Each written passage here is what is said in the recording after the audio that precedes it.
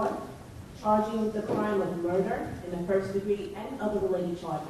How do you plead to this indictment, sir? Guilty or not guilty? Not guilty. People? Your Honor, we have a copy of the indictment, notice of immigration consequences, as well as rap sheet. I believe the court has it. We give the court an extra copy and one to counsel. Does the court wish that we be heard with respect to bail? Well, what is the situation with the federal authorities?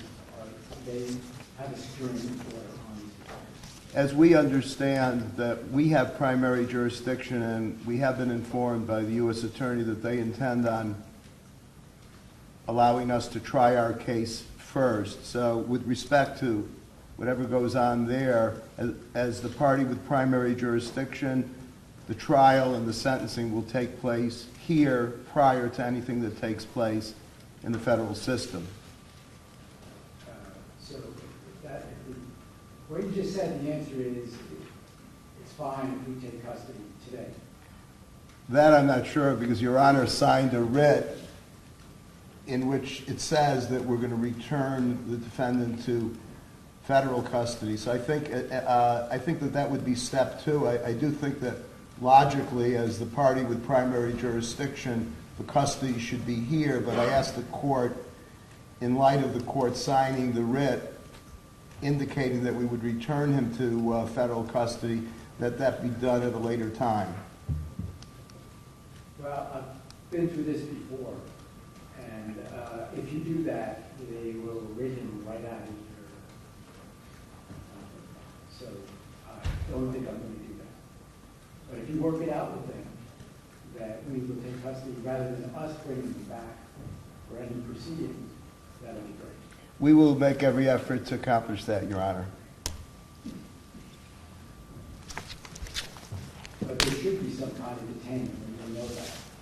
Yes. If their security order changes, there should be some mechanism that he's brought here. Absolutely. And then you can make it back. All right, is there anything further? Yes, Your Honor. We'd like to make a record, if that's okay with Your Honor. First, we'd request immediate expedited discovery in this case.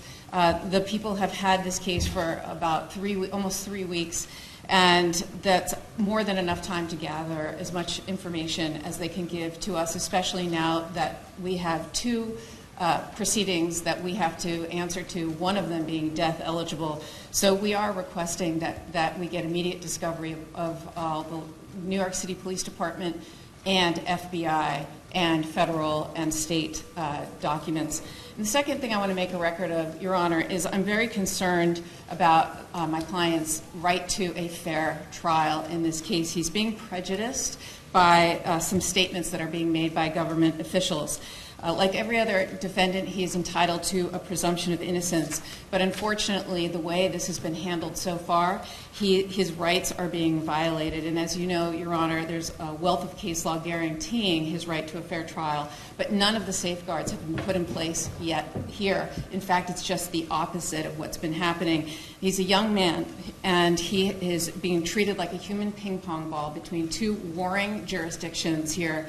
These federal and state prosecutors are coordinating with one another, but at the expense of him. They have conflicting theories in their indictments, and they are literally treating him like he is like some sort of political fodder, like some sort of spectacle. He was on display for everyone to see in the biggest staged perp walk I've ever seen in my career. It was absolutely unnecessary. He's been cooperative with law enforcement. He had been in custody for over a week. He waived extradition. He was cooperative at all accounts. There was no reason for the NYPD and everybody to have these big assault rifles that, frankly, I had no idea it was in their arsenal. And to have all of these, the press there, the media there, it was like perfectly choreographed. And what was the New York City mayor doing at this press conference, Your Honor? That just made it utterly political. And as Your Honor knows, under Lauro v. Charles, the Court of Appeals for the Second Circuit has held it to be clearly established that these staged perp walks to the media unrelated to a legitimate law enforcement objective is unconstitutional, and I submit there was zero law enforcement objective to do that sort of perp walk. There's absolutely no need for that whatsoever. And frankly, Your Honor, the mayor should know more than anyone of the presumption of innocence that he too is afforded when dealing with his own issues. And frankly, I submit that he was just trying to detract from those issues by making a spectacle of Mr. Mangione. And there are consequences to this. He has a right to a fair trial, and I just want to put on the record statements that the mayor made publicly about my client. Nothing saying alleged, for example, and he said, I wanted to send a strong message with the police commissioner that we're leading from the front. I'm not going to just allow him to come into our city. I wanted to look him in the eye and state, you carried out this terrorist act in my city, the city of New York that I love.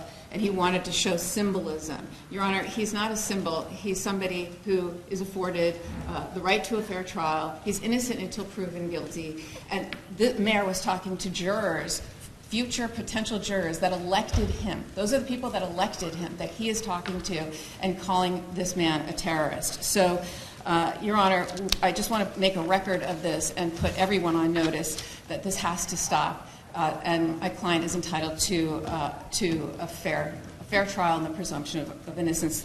And we're going to fight these charges, whether it's in the state or federal, to the fullest extent. Thank you, Your Honor. All right, well, as you know, I have very little control of what happens outside of this court. But I can guarantee you, as I guarantee every defendant who comes through these doors, that the defendant will receive a fair trial.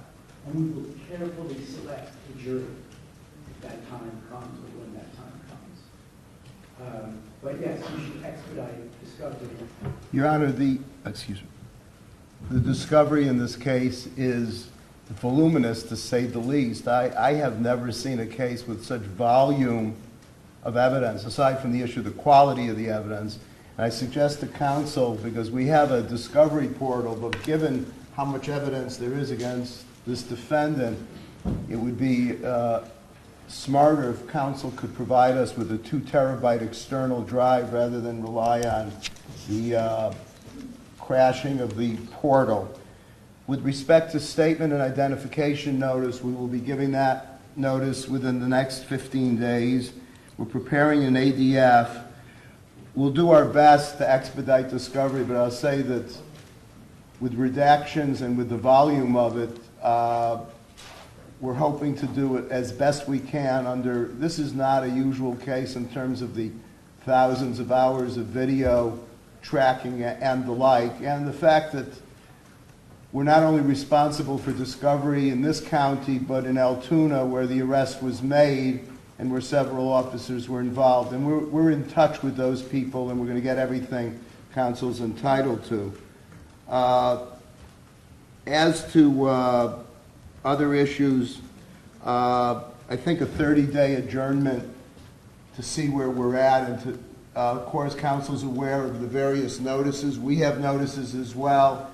I take it that counsel will abide by the statutory limitations on their notices with respect to any notices they believe to be appropriate. As to counsel's record on the mayor, basically repeating what the mayor said, I don't know how that advances the ball. We will comply with our ethical obligations with respect to trying this defendant's guilt in this courtroom and this courtroom alone. Thank you.